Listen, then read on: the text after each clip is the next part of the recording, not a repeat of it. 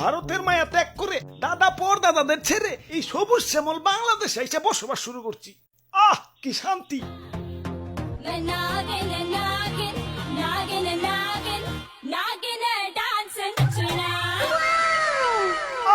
তোমার নাচে সন্তুষ্ট হইয়া তোমারে আমার 101তম বিবি বানাইলাম। যাও বাসর ঘরে অপেক্ষা করো, দুমাইয়া বংশ বিস্তার হবে। হুজুর, বাংলাদেশে আইসা তো সেলিব্রিটি হয়ে গেলাম। আমগো কাছে তো কাঁচা বাদাম হিরো আলম ফেল। নেটে ঢুকলেই খালি আমগো ছবি। কও কি?